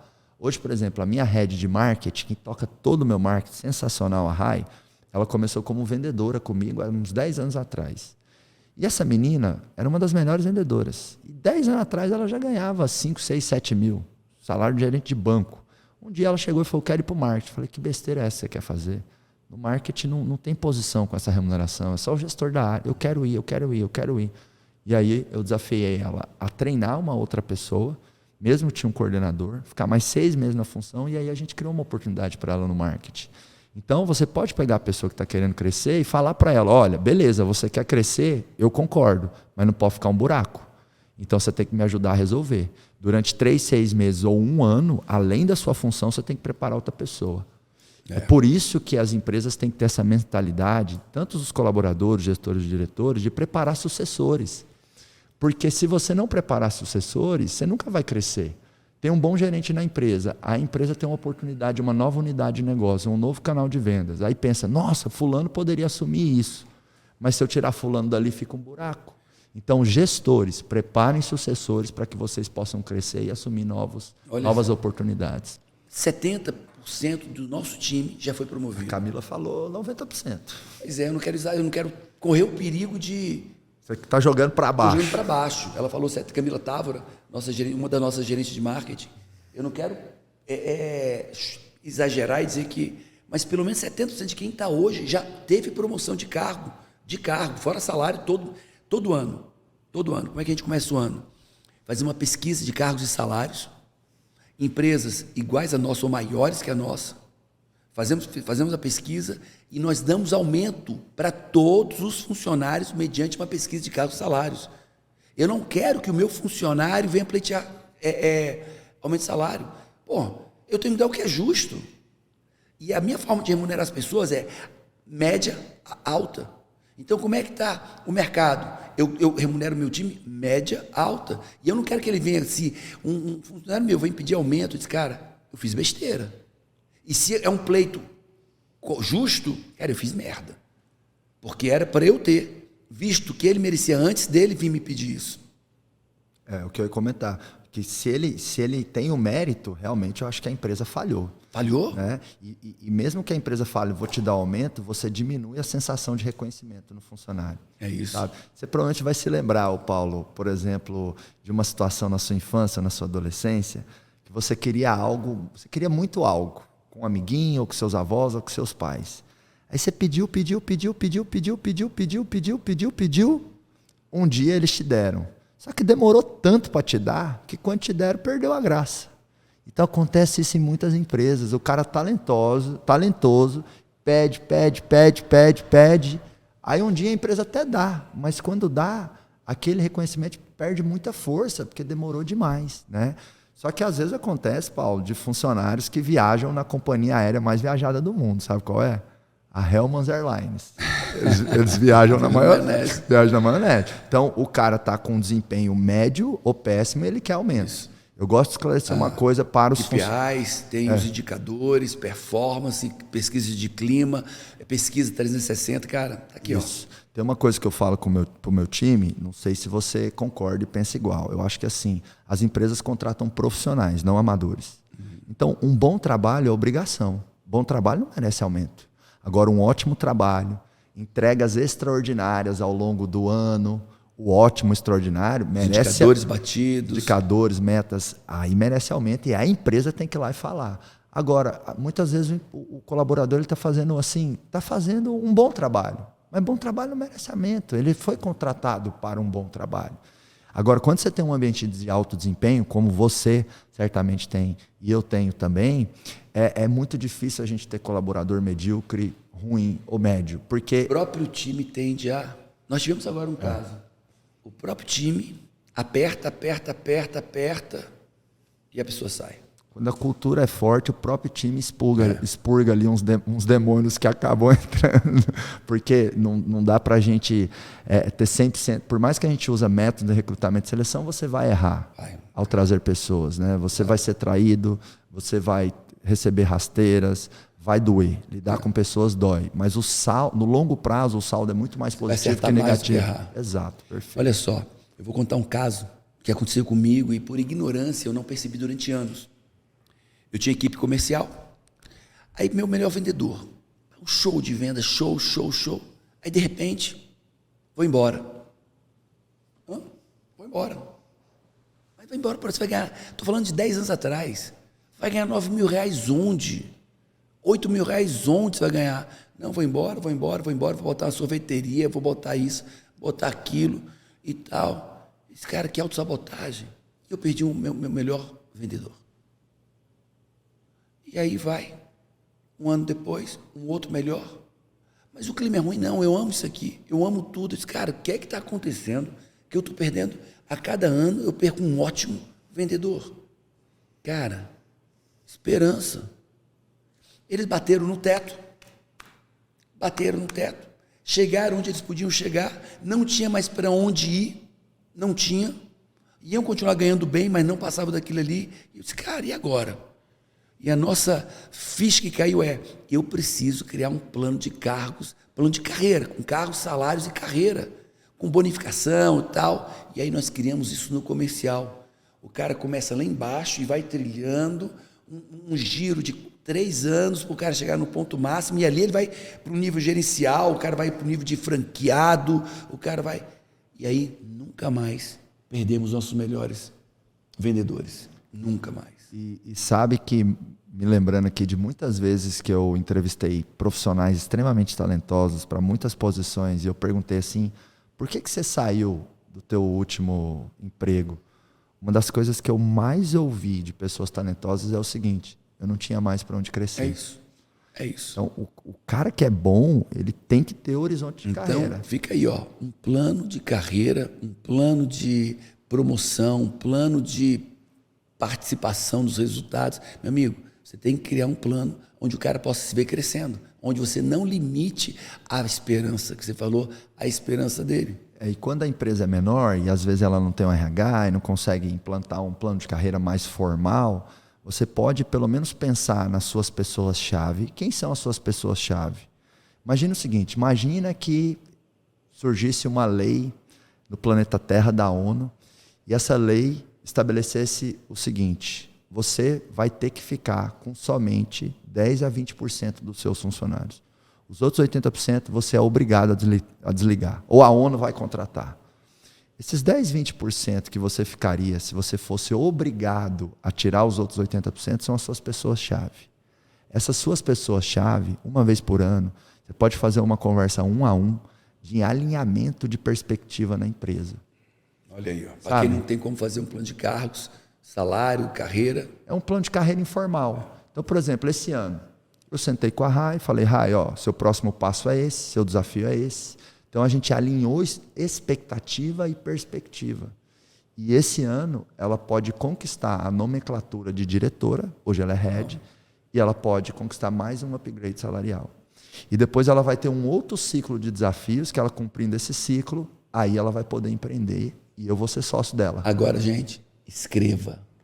Porque não pode ficar nem na cabeça dela, nem na sua, porque vai ter alteração ao longo do tempo. Então, escreva, registre a ideia, os detalhes, o como ela vai fazer isso e o que é que ela tem que fazer, para lá na frente ela não estar chateada. Pô, mas você prometeu. Não, está aqui escrito. Total. Está claro. Por isso que na imersão do Aceleração Empresarial eu dou uma ferramenta que é uma planilha que eu chamo de contrato de expectativas. E aí você até delega para o teu gestor ou para o teu colaborador. Você fala o seguinte, escreve tudo que a gente combinou aqui. Tudo. Tchim. Preenche essa planilha, manda para mim. Aí chega, você valida, dá sugestões. os dois imprimem e os dois assinam esse contrato de expectativa e geração de perspectiva. Então, quando a pessoa acredita que ela tem um futuro dentro da empresa, ela vai ter cabeça de dono, ela vai entregar mais que o esperado, ela vai dar o sangue, ela vai reclamar pouco, ela vai executar muito, porque daqui a alguns anos ela sabe que ela vai ter um futuro muito melhor. Então, não é o salário no final do mês que cria colaboradores intraempreendedores com atitude de dono. É a crença de um futuro melhor ou não. É a criação da esperança. Paulo, vamos fazer o seguinte, vamos falar de uma coisa que eu acho que é talvez o coração das empresas. Vamos falar de vendas. Eu gosto. Quando eu falo a palavra vendas, o que vem na sua cabeça, meu amigo? Vida. Eita, delícia. Vendas é vida. Vendas é vida. Concordo. Eu acho que melhor, eu devia ir para o Wikipedia essa, tá? By Paulo Vieira, né? O que é venda? Sabe quando você digita no Google o que é vendas? Tinha que ter lá a resposta brilhante aqui, ó. Vendas é vida. Venda é morte. Tudo começa em vender. E depois vem todo um processo necessário atrás. Agora, olha o que eu vou dizer. E pega essa não é minha, tá? Rei Dalio, o livro Princípios, acho que todo merece ler esse livro. É um livro denso. Sensacional esse livro. Rei Dalio diz no livro dele, a vitória está no ataque, a invencibilidade está na defesa. Então, vendas é vitória. A invencibilidade está na defesa. Então, meu amigo, quer ter vitória? Marketing, venda, produto, agressividade, equipe, vamos para cima e vamos vender. E aí tem vitória. Mas aí o que as empresas mais falham? Elas têm vitória, mas não têm invencibilidade. Não tem, porque os caras não têm um back jurídico, o cara não tem gestão de pessoas, a gestão financeira, o cara não tem ideia do que é margem de contribuição, EBITDA, fluxo de caixa, DRE, o cara não tem noção nada disso, o cara tem, e aí está vendendo, está perdendo dinheiro, a margem caindo e o cara não sabe, o cara faz uma campanha comercial negativa, mas está vendendo, então a venda é vitória, mas a invencibilidade está na defesa, está no cara, na estrutura do back que ele tem por trás da empresa dele. Nessa pandemia toda, o que nós continuamos bem forte foi o nosso back era muito forte. O nosso back nos deu essa invencibilidade, porque foi difícil, amigo. Foi difícil. Nós éramos empresa com 1.300 funcionários, 100% de venda presencial, 100% de venda presencial e 100% de entrega presencial. Em 15 dias nós tínhamos uma empresa online de entrega online. Não, você compartilhou aqui comigo antes, né, tomando um café, você falou assim, Marcos, nenhum dos meus franqueados fechou as portas. Nenhum franqueado fechou a porta. Isso é uma evidência incontestável, né, dessa invencibilidade aí, da qualidade de gestão. Agora, a palavra vendas para mim, olhando mais agora para o método, né, porque com certeza, em primeiro lugar, é vida, né? Empresa que vende é empresa feliz. Quando você está vendendo bem, todos os outros problemas ficam menores. É isso. Quando você está vendendo pouco... Você tem fôlego para consertar. Exato. Quando você está vendendo pouco, todos os outros problemas ficam maiores. Você precisa contratar um RH, não tem caixa. Você precisa fazer... reformar o teu PDV, teu ponto de venda, não tem caixa. Você precisa fazer uma negociação agressiva para um fornecedor para diminuir o custo da mercadoria vendida, para melhorar o teu mercado, você não tem caixa. Então, quando a empresa que vende é a empresa feliz. Né? E para mim, o caminho para a venda é cada vez mais processualizar a venda. É isso. Eu acho que por muitas décadas o entendimento de vendas ficou muito assim, talento. Né? Precisa de um bom vendedor. Hoje, para mim, a maioria das empresas, a venda está muito mais no marketing até do que na equipe comercial. É claro que uma boa equipe comercial, afiada, persuasiva, ela vai converter melhor a demanda que o marketing gera. Mas, para mim, o principal componente hoje da venda é a capacidade de geração de demanda. Seja com o inbound, que é você atrair demanda, marketing digital, marketing de conteúdo, né? Esse podcast aqui, o PVCast agora, vai fazer parte da sua estratégia de conteúdo. Isso. Por quê? Porque você atrai pessoas, assim como o meu podcast, o Pode Acelerar. Então, isso é o inbound. Ou você pode usar a prospecção, que é o outbound. Quanto mais a tua empresa tem uma boca do funil menor, ou seja, tem um mercado endereçável, um público-alvo mais restrito, exemplo, tem uma indústria de enxoval hospitalar e eu só vendo para hospitais em cidades com menos de 5 mil habitantes. Sei lá, deve ter 1.000 no Brasil. Isso é um nicho, né? É muito nichado, é ultra nichado. Então, eu não vou achar esse cara no digital, vai ter que ser prospecção na veia. Então, as empresas têm que cuidar muito dessa geração ativa e intencional de demanda. seja no inbound, com marketing digital, ou seja na prospecção. E muitas vezes você vai conseguir ter os dois modelos conforme o teu negócio vai crescendo, que nem o seu caso, né, Paulo? Você estava compartilhando que vocês estão fazendo muitos projetos com crianças, coaching infantil, vendendo para prefeituras. Isso aí vem de indicações, vem de prospecção, é um outro time de vendas que você tem, diferente do teu time mais B2C, mais varejo, vamos dizer assim, né? Então, essa é uma outra lição. A empresa, para ir escalando vendas, ela tem que ir adicionando novos canais de vendas e novas formas de geração de demanda ao longo da sua jornada. Eu quero contribuir. Olha só o que eu vou dizer. Nós temos uma empresa, uma empresa que é chamada Assessment, que ela trabalha o perfil comportamental. Ela é tida como uma das melhores. Nós temos 98% de acertos, usamos o DISC num nível de profundidade gigantesca e mais outras duas teorias, que é a teoria de valores e inteligências múltiplas. Quando a gente olha para esse entendimento mais amplo da pessoa, nós vemos que um vendedor, estamos falando de vendas, tem um vendedor que prospecta, pá, pá, pá. Tem outro vendedor que se relaciona e tem o outro que fecha. São perfis muito diferentes. E se eu pegar o perfil do cara que se relaciona bem, esse cara que se relaciona, que tem uma fala macia, que todo mundo gosta dele e tal, não é o cara que normalmente fecha a venda. O cara que fecha a venda é um cara, um D alto, um D alto, o cara é um mais dominante, mais agressivo, não tem papa na língua, não tem medo de levar um não. Esse cara é o que fecha, mas tem outro que se relaciona, que entende. Então hoje nós mudamos o nosso comercial, há alguns anos já, e nós temos uma equipe que se relaciona muito bem, ela se relaciona, joga para outra equipe que fecha muito bem, e nós estamos trabalhando com as pessoas no seu perfil, e nós passamos a converter muito mais. Excelente. E isso aí tem tudo a ver com essa visão de vendas orientada a processo. Isso. Você colocou pessoas com perfis diferentes em cada momento da venda na jornada do seu negócio. É isso. É por isso que cada vez mais as empresas estão fatiando o funil de vendas em funções e equipes diferentes. Então, hoje, por exemplo, você tem aí o SDR, o pré-vendedor. É isso. Então, o marketing gerou um lead, ou você tem uma equipe de prospecção separada. Não é o vendedor que vai atender a primeira demanda. Alguém vai qualificar. Isso. Depois vai entrar o closer, que é esse cara aí, às vezes, mais dominante. Agora, é muito importante que a empresa entenda o seu PVI. Sabe o que é o PVI? Não é Paulo Vieira, não. Gestão da ignorância. Não. PVI, Paulo, é o perfil de vendedor ideal. Se eu vendo Boeing, um Boeing, sei lá, o ticket médio é $2 milhões, o ciclo de vendas é 2 anos, é uma venda técnica, com vários tomadores de decisão, vários influentes na tomada de decisão, vários stakeholders, né, vários pontos de contato dentro da empresa para eu conseguir vender. Eu vou precisar de um vendedor mais técnico. Talvez o cara vai ser um engenheiro. Muito conforme, muito analítico, exato, muito processual, que sabe responder as perguntas técnicas muito profundamente. Agora, se eu tenho uma papelaria, é venda de impacto. Pá. Relacional, sorrir, vender. Então, o perfil de vendedor ideal muda de acordo com o ticket médio, com as suas personas, os seus públicos-alvos. Daí o desafio da gestão. A gestão ela tem muitas nuances, né, Paulo? Você que treina milhares de empresários há muitos anos e tem um ecossistema de negócios de muito sucesso, você deve ter essa mesma percepção aqui, que a gente escuta muitas dúvidas dos empresários, eles querendo assim fórmulas prontas, sabe? É uma pílula. O cara quer o peixe pescado, mas não dá. Você tem que aprender a pensar. Eu digo que o bom empresário ele é extremamente contextual. Porque se você não é contextual, você pode ouvir alguém dizendo... E vai tentar trazer para você e vai dar tudo errado. Exato.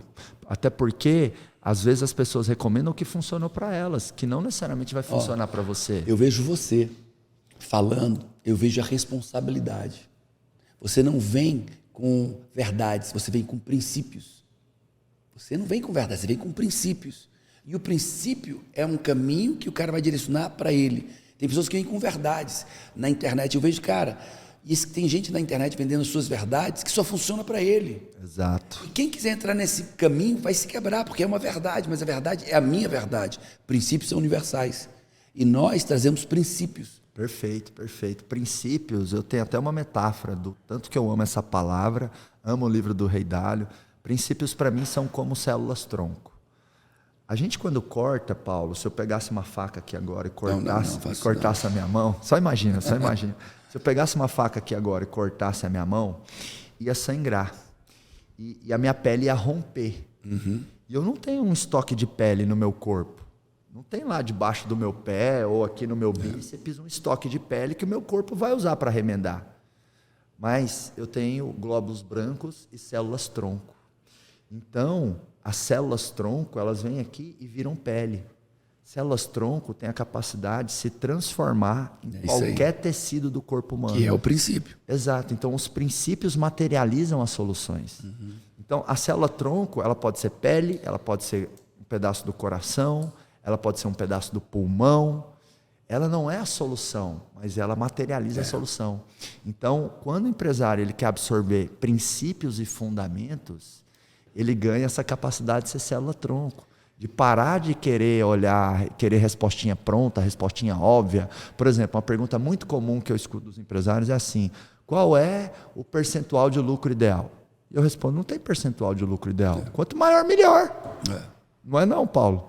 Pega aí, se sua margem dobrasse, não ia ser melhor? Você pode até segmentar por atividade e ter um benchmark. Claro, você pode. Mas dizer qual é o ideal? Exato. Até porque, às vezes, eu já vi empresa de serviço com 60% de margem e já vi empresa de serviço com 8% de margem. Aí talvez você pode falar, nossa, 8% é ruim. Mas aí você mergulha na atividade, no modelo de negócio, você vai ver que o cara está fazendo milagre para ter 8% de margem. E às vezes ele tem 8% de margem em cima de 1 bilhão. Então, né? Então, assim, isso é muito responsável da nossa parte trazer isso aqui, né? E aí eu até falo assim, as pessoas não têm que ouvir o que a gente fala, o que a gente direciona, numa perspectiva passiva, uma perspectiva inocente. Você tem que ter análise crítica. Claro, questione. Questione. Tem coisas que eu falo que fazem sentido para a sua realidade, tem coisas que não. Questione. Tem coisas que você fala, Paulo, que você falou aqui, que caíram como uma luva para mim. Praticamente tudo. Mas talvez vai ter uma outra coisa que não está no momento de outra pessoa, que não está no nível de mentalidade que eu estou. Então, assim, questione. Não absorve de forma passiva ou inocente, até porque a gente não tem todas as respostas. Não né? tem. A gente tem um bocado de pergunta, mas nem todas as respostas. Exatamente, exatamente. E a gente falando de venda, uma coisa a gente falou foi, faça um plano de carreira. Ou alinhe as expectativas que você falou. Outra coisa que a gente falou aqui é, cara, vê para ter o perfil ideal do vendedor, identifique qual é o perfil, ou então segmente a venda e que cada pessoa no seu perfil faça uma etapa da venda. Ótimo. E outra coisa que fez muita diferença para a gente é especializar. Vendedores especialistas. O cara que é bom nesse tipo de produto. Legal. O cara que é bom nesse tipo de produto. A gente está identificando assim, e a gente segmentou assim.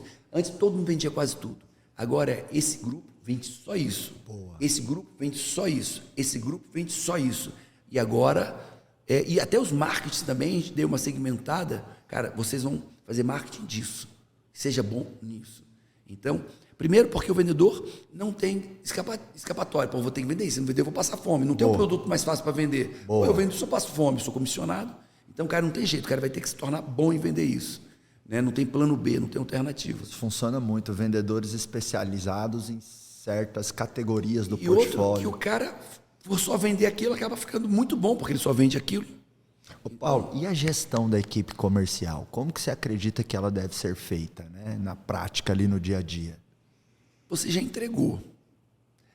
Uma parte é liderança relacional, emocional, que gera uma geração de comprometimento, uma conexão, olhar nos olhos das pessoas, o que você quer para a tua vida, vamos embora, estamos juntos, ativar o estado de recurso que a gente faz todos os dias, ou uma coisa que parece bobagem, quase tudo nós temos televisões nas nossas áreas, toda empresa, porque eu dou treinamento todo dia lá, está lá a televisão, eu chego lá, se eu não chego pessoalmente, tem uma televisão para eu chegar.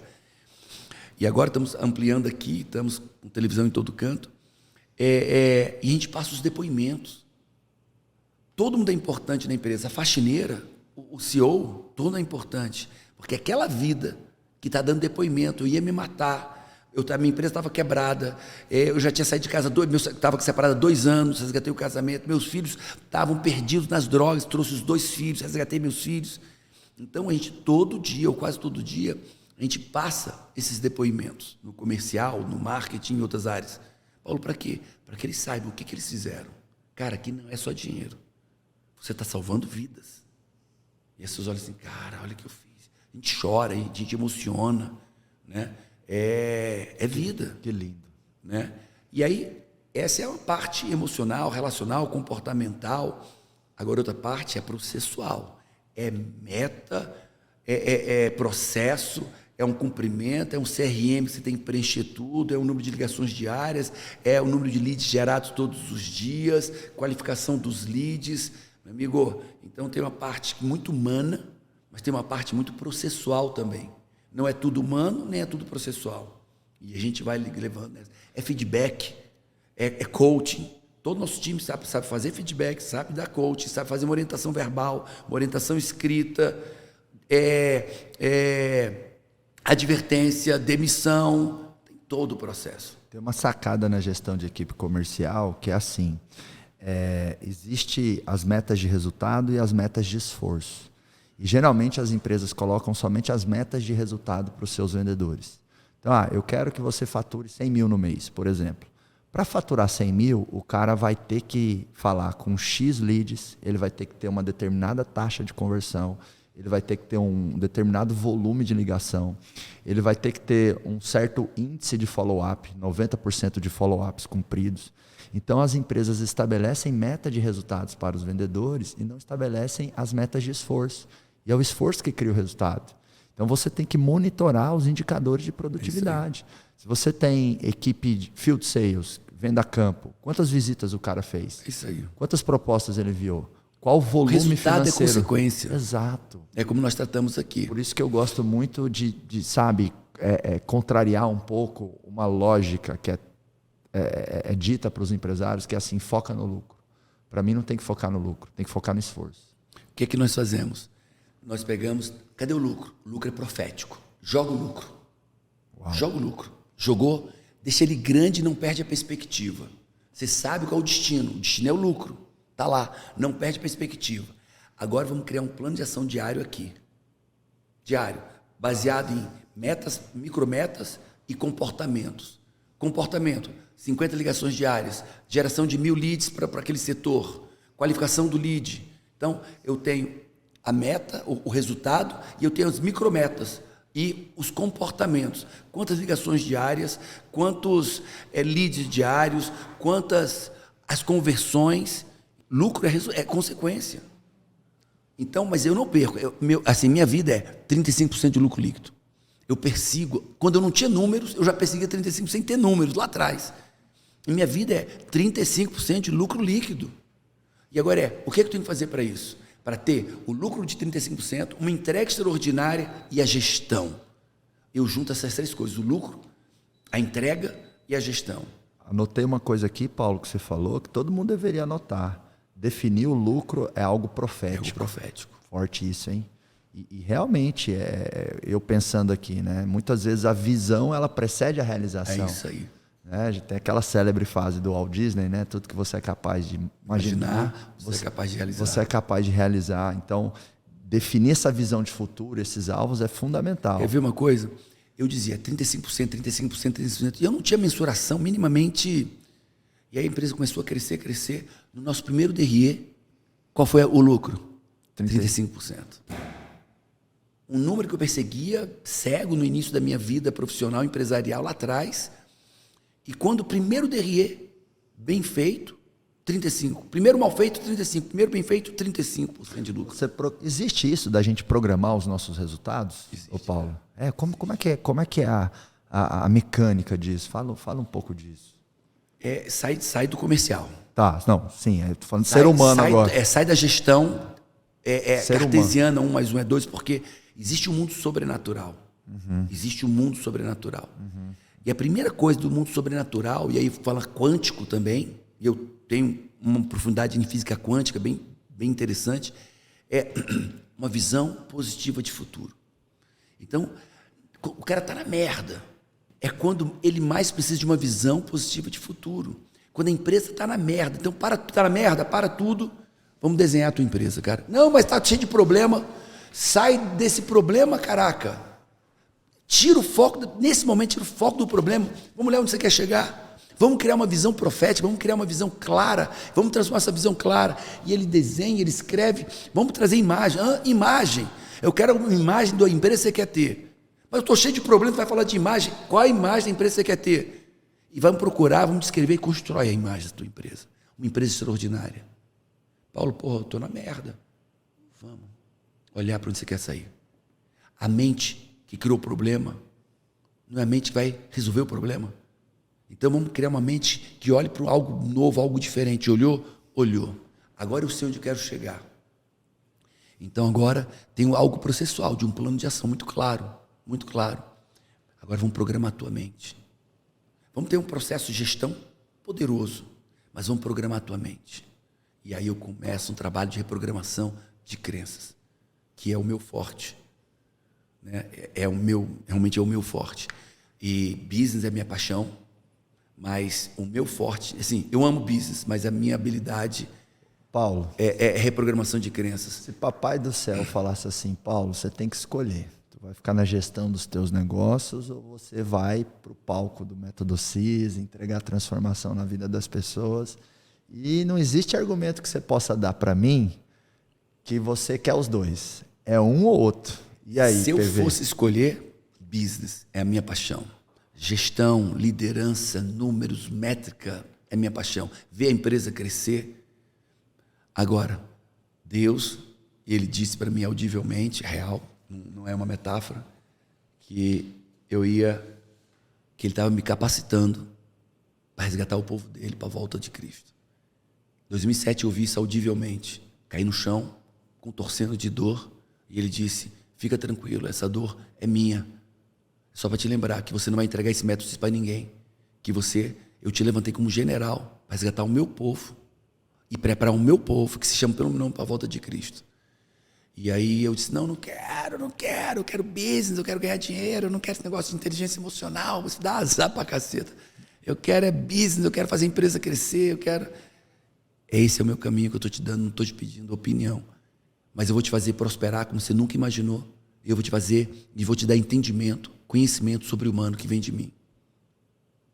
Bom, você vai fazer prosperar e dar conhecimento. Eu me acalmei. E daquele dia em diante, minha vida mudou.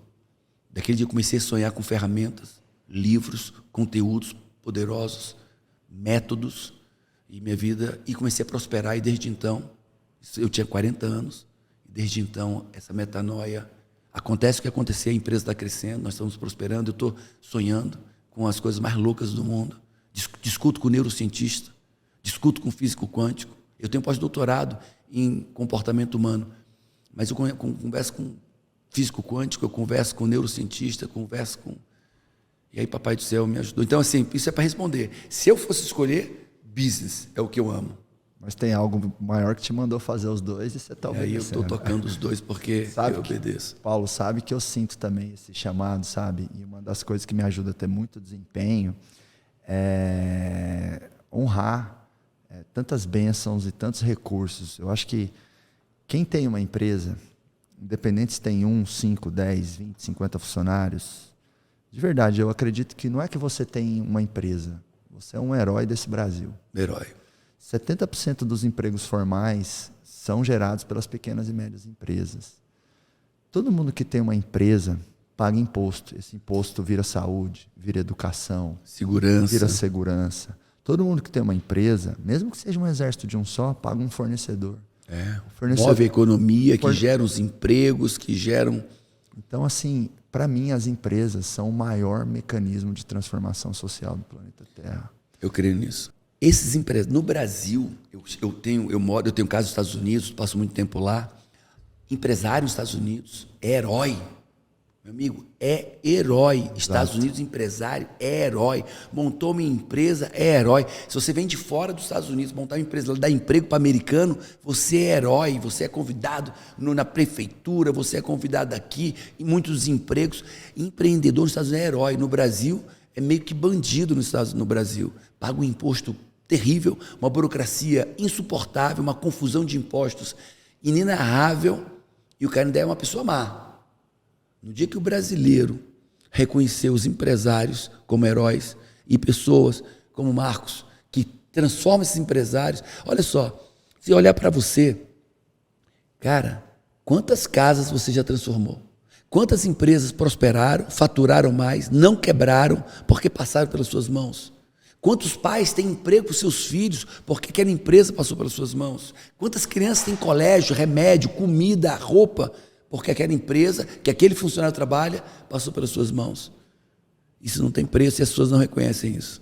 E quando a gente se conecta, né, com esse sentido de algo maior, esse impacto, você passa a ter uma disciplina inabalável, né? Muita gente pergunta para mim, Marcos, como que você, né, tá crescendo tanto, né? Tem esse sucesso integral, enfim, é honrar tanta bênção que Deus traz para a minha vida, né?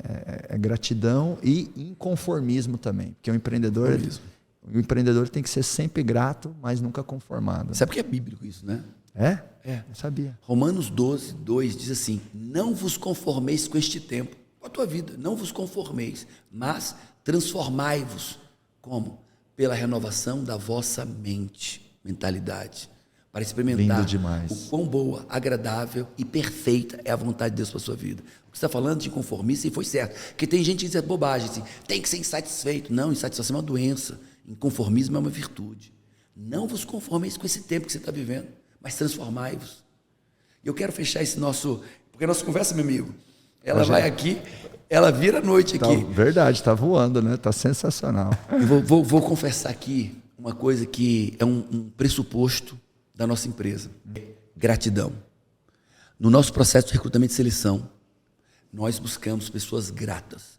Nós temos várias armadilhazinhas, casquinhas de banana, para identificar o candidato que é grato e o que não é grato. E se eu pegar duas pessoas, esse tem mais um currículo melhor, mostra competência melhor, mas esse é infinitamente mais grato, amigo, a chance de eu contratar esse, que tem um currículo inferior, mas é infinitamente mais grato, eu contrato esse. O que é que nós descobrimos na neurociência? Pessoas gratas são mais felizes, e performam mais. E se olhar para dentro de uma empresa, uma pessoa grata é aquela pessoa que contribui com o clima organizacional. Eu quero. E pessoas gratas performam. E tem pessoas que nunca tentaram, para quem está atrás, é competente, mas vai destruir o clima, não só dele, mas de quem está ao redor dele, e mesmo competente, insatisfeito, produz menos. E todo ingrato é insatisfeito.